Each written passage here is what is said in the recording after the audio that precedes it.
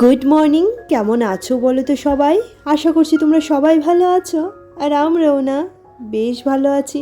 আমার আরও একটি নতুন ব্লগে আবারও তোমাদেরকে স্বাগত জানাচ্ছি। ঘড়িতে বাজে সকাল 7:15, আর এই মুহূর্তে আমি গা হাত পা ধুয়ে চলে এসেছি গোপসোনাকে তুলে বসিয়ে ভোগ লাগিয়ে বসিয়ে রেখে রেখে এসেছি ফুল তুলতে। তো দুপুরের সেবার জন্য ফুলটা তুলে নিচ্ছি। আজকে সকাল সকাল স্নান হয়নি, কারণ বেশ কয়েকদিন ধরে শরীরটা এতই খারাপ লাগছিল যে মনে হচ্ছিল সকালে স্নান করলে ওই সর্দি কাশিটা না আরও বেড়েই যাচ্ছে। তারপরেও দেখছি আগামীকাল থেকে সকালেই করব, না হলে এত কাজের প্রেশার থাকে সারাদিনে, না হলে অনেকটা দেরি হয়ে যায় গোপসোনাকে সেবা দিতে দুপুরে। তো গরমটাও তো সেরকমভাবেই পড়ে গেছে, আর এই গরমে এতটা গরম লাগছে আর এতটা জল তেষ্টা পাচ্ছে, পুরো দিন শুধু জলের উপরই আছি। আর এদিকে দেখো চা নিয়ে নিয়েছি, বরের জন্য জল নিয়ে নিয়েছি, এখানে একটুখানি গরম জল কুসুম গরম জল ওকে দিয়েছি খাওয়ার জন্য, যদিও বা সে পুরোটাই ফিনিশ করতে পারিনি। একই সাথে দুজনের জন্য বিস্কিটও নিয়ে নিয়েছি। চা খাওয়া শেষ হয়ে যাওয়ার পর যথারীতি আমি আমার সংসারের কাজে লেগে পড়লাম। যে কাজগুলি তোমাদের সামনে হয়তো বা প্রতিদিন শেয়ার করা হয় না, কিন্তু এই কাজগুলি কিন্তু প্রত্যেক দিনের রুটিনের মধ্যেই থাকে, আর প্রত্যেক দিন এই কাজগুলি ঠিক একই রকমভাবে আমি করতে থাকি, জানো তো।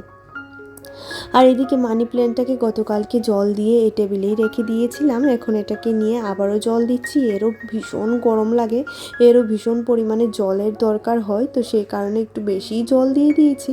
আর কেমন বোকা আমি বলো, জল দিয়ে এটার উপর রাখতে চেয়েছি আর জল না পড়ছিল ওই আলমারিটার উপরে। তো ভাবলাম এটাকে নামিয়েই এখন রাখি, জলটা যখন গাছটা শুষে নেবে তখনই এটাকে আবার হ্যাং করে রাখবো।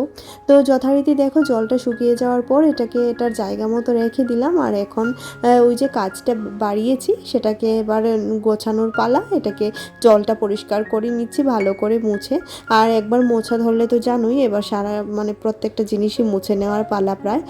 তো সমস্ত কিছু করে আর এদিকে দেখো এবার এ ঘরে চলে এসেছি। এই ঘরে এসেছি গতকালকে না একটা নেমন্তন্ন বাড়িতে গিয়েছিলাম, তো বেশ কিছুটা জামা কাপড় বের হয়েছে, সেগুলিকে ভাঁজ করে রেখেছি। আগামীকালকে আজকে বিকেলে গুছিয়ে নেব। আর এদিকে এই বিছানাটা, তারপর এদিকের যে সোফা টাওয়ালগুলা সমস্ত কিছু ঠিকঠাক করে রেখে দিচ্ছি, কারণ ঘরটা গোছালো না থাকলে না বেশ একদমই ভালো লাগে না বলতে গেলে। আর যেহেতু গরমটা পড়ে গেছে, আর এই গরমে আমি সকাল 7:15 থেকেই আমি আমার সংসারের কাজবাজগুলি তোমাদের সাথে একটু একটু করে শেয়ার করছি। পুরোটা ধরে তো শেয়ার করা কখনোই সম্ভব হয় না, কারণ একটা সংসারে অনেকটাই কাজ থাকে। যদিও বা দেখে সেরকম কিছু বোঝা যায় না, যে দেখে হয়তো বা মনে হয় যে আমি সারাদিন শুয়ে বসে সময় কাটাই, যে জিনিসটা আমি শুনিও, অনেক সময় কথা শুনি, তবে এই ইউটিউবে আসার পর এই এই জিনিসটা আর কেউ বলতে পারে না যে আমি সারাক্ষণ শুয়ে বসে সময় কাটাই, কারণ এতটা পরিমাণে আমাদের সময়ের প্রয়োজন হয় একটা ভিডিও এডিট করে আপলোড করার জন্য, আর তারপর সংসারে কাজ বাজ করে সেইগুলিকে ক্যামেরা সেট করে ক্যামেরা বন্দি করার জন্য। সেটা হয়তো বা ইতিমধ্যেই সবাই বুঝে গেছে, কিন্তু তারপরেও যে সমস্ত মানুষরা কখনোই বুঝতে চায় না, সেই সমস্ত মানুষকে কখনোই আমি জবাবদিহি করার প্রয়োজনীয়তা বোধ করি না। আর এদিকে বকবক করতে করতে দেখো দুখানা ঘরই ঝাড়ু দেওয়া হয়ে গেছে। আর এদিকে এবার আমি আজকে সিঁড়িগুলিও ঝাড়ু দেবো। সিঁড়িগুলি গতকালকে ঝাড়ু দেওয়া হয়নি, তার আগের দিন ঝাড়ু দিয়েছিলাম, কারণ এত পরিমাণে ধুলোবালির দিন পড়েছে, ওই ফাগুনের হাওয়া বইছে, একটু বৃষ্টি না পড়লে না এই ধুলোগুলি ঠিক মরবে না, তো সেই কারণে প্রচুর পরিমাণে ধুলো হয়। আর যে ধুলোগুলি আমার সারাক্ষণ ছাদে যেতে নিচে যেতে আমার পায়ে লাগে, আর আমি ওই ধুলো পাড়িয়ে যাব, নোংরা পাড়িয়ে যাব, সেটা না আমি চোখে দেখে সহ্য করতে পারি না। সেটাই হচ্ছে আমার সবচেয়ে বড় দুর্বলতা। চোখে দেখে না অগোছালো ঘর, নোংরা জায়গা, এসব আমি এসব আমি একদম সহ্য করতে পারি না। তো সেই কারণে এই কাজগুলি আমারই করতে হয়, যদিও বা এই কাজগুলি করতে আমার ভালোই লাগে, কারণ যখনই তুমি একটা কাজকে ভালোবাসা দিয়ে ভালো লাগা দিয়ে করবে, তখনই কাজটা তোমার কাছে অনেকটাই সহজ হয়ে যায়।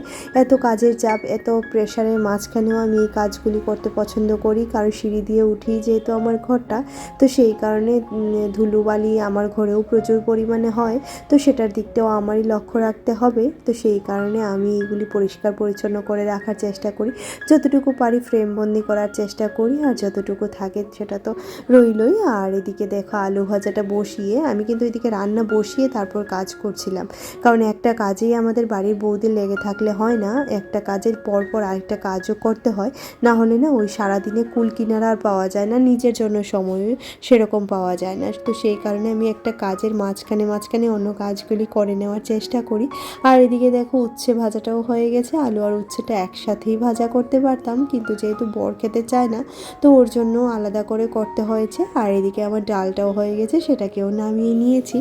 আর এদিকে আজকে চিংড়ি মাছের তরকারিটা করব আলু দিয়ে ডাঁটা দিয়ে। কারা কীভাবে চিংড়ি মাছের তরকারি রান্না করো অবশ্যই আমাকে জানিও, আমি কিন্তু এভাবেই রান্না করি। আর আমার রান্না দেখতে তোমরা অনেকেই ভালোবাসো, সেই কারণে একটুখানি ব্লগে রান্নাটাকেও শেয়ার করি, যে প্রতিদিন একটু আধটু করে শেয়ার করার চেষ্টা করি, আমারও ভালো লাগে তোমাদের সাথে শেয়ার করতে।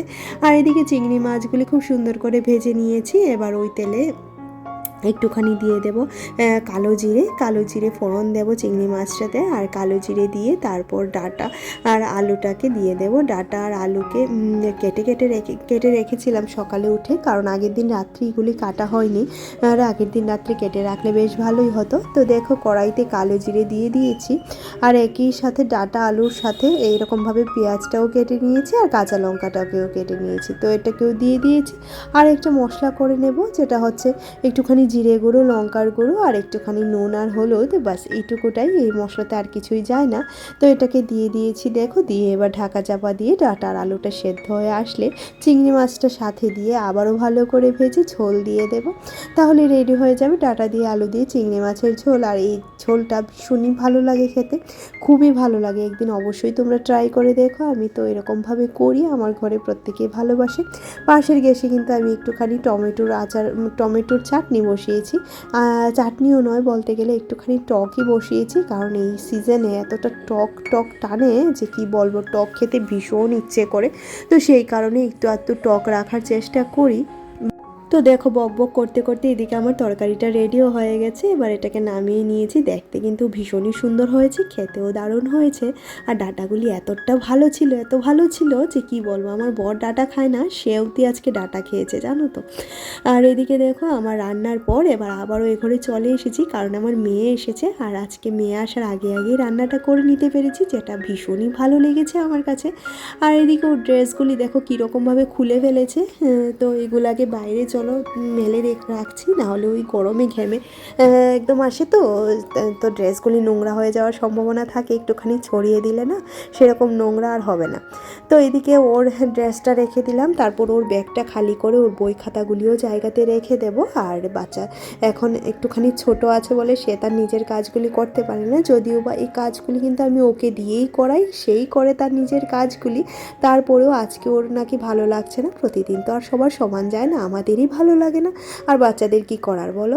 আর এতটা পরিমাণে গরম পড়েছে যে কাজ করতে করতে আমি হাঁপিয়ে যাচ্ছি। এই এলো একটা বাজে দিন, যে দিনটা মানে এতটা বাজে তোমাদেরকে কি বলবো। আর এদিকে দেখো আমি বরের সাথে কথা বলতে বলতে ও বুঝতেই পারিনি যে আমি ক্যামেরাটা সেট করেছি, ও না ক্যামেরার সামনে এসে পড়েছিল, তো যথারীতি সে একটুখানি বকুনিও খেয়েছে। তো এদিকে দেখো আমি এবার বই খাতাগুলি গুছিয়ে রাখছি, খুব সুন্দর করে ওর বই খাতাগুলি রেখে দিলাম, কারণ আজকে বিকেলে ও টিচারের বাড়ি আছে, তো সেখানে যেতে হবে, ও আবার এসে ওর টিচারের বাড়ির জন্য বই খাতা গোছাবে, তো যেটা জায়গা মতো রেখে দিলে ওরই একটুখানি সুবিধে হয়। আর এদিকে দেখো এবার ঘরটা মুছে নেওয়ার পালা, চলো ঘরটা মুছে নিই। আর আজকে না আমি আমার একজন খুব বিশেষ দিদিভাইয়ের নাম বলবো, যিনি হচ্ছেন রুম্পা দিদিভাই, লাইফ উইথ স্মাইলের রুম্পা দিদিভাই, যিনি প্রতিদিন ভিডিওতে এত সুন্দর করে কমেন্ট করে যে কি বলবো। উনি প্রত্যেক দিন আমাকে সাপোর্ট করে, অসংখ্য ধন্যবাদ দিদিভাই, তোমাকে ধন্যবাদ দিয়ে আর ধন্যবাদ দেওয়ারও আমার ভাষা নেই, যে এই মুহূর্তে আমাকে সাপোর্ট করা প্রায় অনেকে কমিয়েই দিয়েছে, সেই মুহূর্তে তুমি আমাকে সাপোর্ট করছো, বেশ ভালো লাগে। আর আমার কি ভালো লাগে বলো তো, জেনুইন বন্ধু হবে একজন হলেও ভালো ভাই, ওই তোমাকে আমি সাপোর্ট করেছি তুমি আমাকে সাপোর্ট করো, ওই পন্থায় আমি বিশ্বাসী নই, সত্যি গো বিশ্বাসী নই। আর একটুখানি শরীর খারাপের কারণে আমি প্রত্যেকের ভিডিওতে সেরকমভাবে যেতেও পারছি না, ফলো দিতে পারছি না, তো সেই কারণে একদমই দুঃখিত। অবশ্যই আমি আবার চেষ্টা করব তোমাদের পাশে থাকতে, আর অবশ্যই তোমাদেরকে সাপোর্ট করব। আর এদিকে দেখো এবার এই ঘরটাও মুছে নেওয়ার পালা।